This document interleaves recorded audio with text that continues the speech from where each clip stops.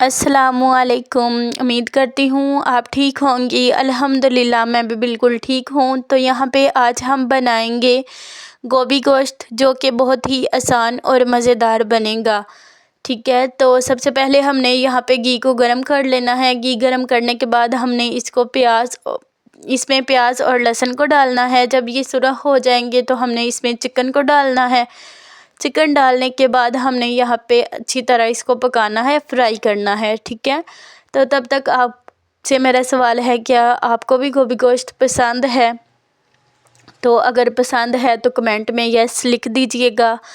और इसके बाद जब तक ये फ्राई हो जाता है तो फिर हम इसमें डालेंगे कुछ बेसिक से मसाले और बहुत ही मज़ेदार बनाएंगे। ठीक है, तो यहाँ पे हमने टमाटर और मिर्चों को डाल दिया है। ठीक है, तो कुछ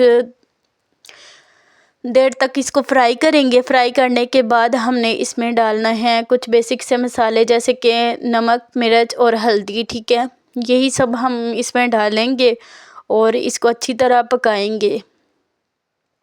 पकाने के बाद हमने इसमें डालनी है गोभी, और गोभी डालने के बाद हमने इसको अच्छी तरह हिलाना है। हिला के हमने अच्छी तरह मिक्स करके ना, जब ये अच्छी तरह मिक्स हो जाएगी तो फिर हमने इसको दम पे लगाना है। ठीक है, तकरीबन हमने 5-10 मिनट इसको दम पे लगाना है। ये बहुत अच्छी तरह हो जाएगी। ठीक है, आप यहाँ पे थोड़ा सा पानी भी लगा सकती हैं हस्बे ज़रूरत। अगर गोभी ताज़ी है ना तो फिर आपको पानी लगाने की ज़रूरत नहीं है। ठीक है, तो यहाँ पे मैंने थोड़ा सा पानी लगाया था, इसको हम दम पे लगा देंगे। साथ ही मैंने धनिया भी डाल दिया था, कुछ बाद में भी डालते हैं, यहाँ पे हमने बाद में नहीं डालना, अभी डालना है।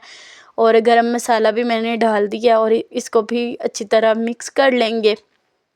मिक्स करने के बाद हमने इसको दम लगा देना है कुछ 5-10 मिनट के लिए। ठीक है, तो दम लगाने के बाद मैं आपको बताऊंगी कि ये किस तरह होती है। अगर आपको डर हो कि ये नीचे ना लग जाए तो फिर आप यहाँ पे एक दफ़ा चम्मच को चला सकती हैं। ठीक है, तो मैंने देखा है, लेकिन अभी कच्ची है, और इसके बाद फिर हम इसको फिर दम पे लगा देंगे। ठीक है, या फिर हम दम पे लगाने के बाद हमने इसको फिर से उतार के देखना है दम से। ठीक है, तो इसको अच्छी तरह पकाना है, भूनना है। ठीक है, अब हमने इस पे ढक्कन नहीं लगाना, इसको ऐसे ही भूनना है। ठीक है, तो जब तक ये ऑयल वगैरह छोड़ ना दे तब तक हमने इसको अच्छी तरह फ्राई करना है। बार बार चम्मच नहीं चलाना, क्योंकि इससे गोश्त टूट सकता है। ठीक है, तो माशाल्लाह से हमारी गोभी और गोश्त बहुत अच्छे से और मज़ेदार बन गया है। हमारी लाइट नहीं थी